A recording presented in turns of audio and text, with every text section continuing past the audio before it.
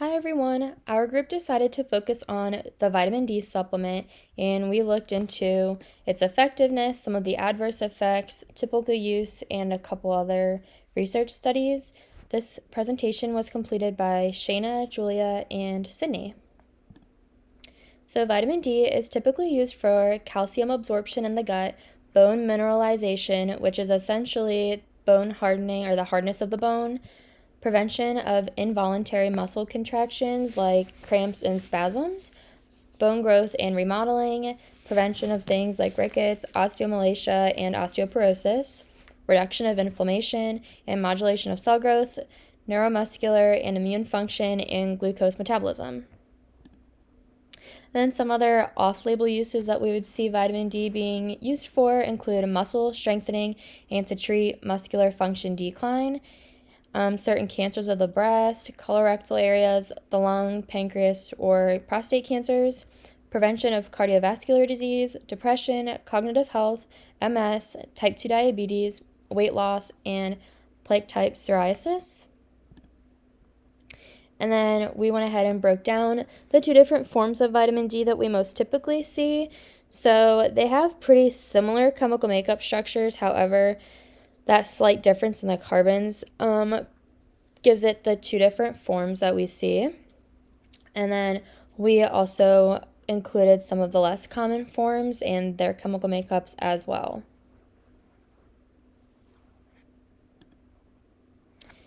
All right, so for the recommended intake, if we want to see optimum bone health and for things based upon minimal sun exposure and for both male and female, these are the recommended intake amounts. They kind of level off and remain the same from ages 13 or 1 to 70. They stay pretty similar. However, once we pass 70 years, we would increase that recommended intake just because as we get older, our bones become more fragile and we could just use more supplementation for essential functions. And some of the adverse effects with vitamin D, if we were to take more than the recommended amount, we may see things like nausea and vomiting, poor appetite and weight loss, or constipation, weakness, confusion and disorientation, heart rhythm problems, and kidney stones and kidney damage. So it's important that we know what amount we need to take and to make sure that we are not taking too much of it. So, based on some of the studies that we looked at with the research we did, we found out that vitamin D supplementation actually may not have apparent health benefits for those who are only slightly deficient of vitamin D or if they're sitting right at that normal natural level of vitamin D. And in relation to improving skeletal composition, preventing cancer, cardio events, or falls, and progression to type 2 diabetes. However, other potential health benefits from vitamin D supplements did emerge in some of the other studies that we looked at. And that includes, this is a study that we looked at that was done this year.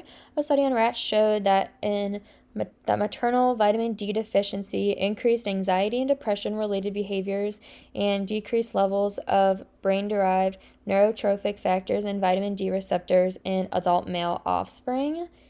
And these results suggested that vitamin D supplementation and gestational exercise may be strategies to prevent these neurobehavioral impairments. And this is really important when you're considering the large amount of the world population that faces vitamin D deficiency, and therefore a lot of people may be at risk for these specific neurobehavioral impairments. And according to peer-reviewed research, almost 40% of individuals in both the US and Europe, and as well as up to 80% in some Arab countries, are considered vitamin D deficient. And another potential benefit of vitamin D supplementation was supported by a recent study and its potential for increasing gut microbial diversity, increasing blood calcium levels, and improving blood markers for proper kidney and liver functioning. And more specifically, these results showed an increase in bacteroidetes and decrease in Firmicutes microbiota. Sorry for my pronunciation. A ratio of high Firmicutes and bacteroidetes do correlate to obesity, And the reverse ratio that found in the woman in this study actually improves gut permeability, endotoxemia,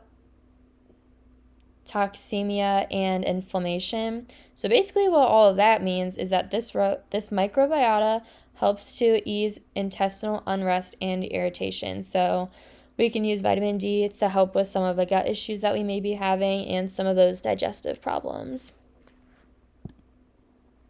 So overall, do we think this vitamin is worth it? Worth taking and worth supplementing, I mean. Vitamin D in all of its forms is vital for the long-term health of our bones.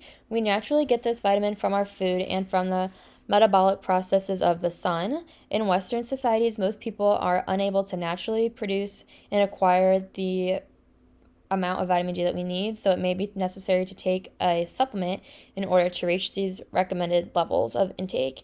However, too much of a good thing can eventually be bad for us, so it's good to follow the recommendations of our physicians and to regularly check our blood levels to see if we're actually consuming and producing enough vitamin D.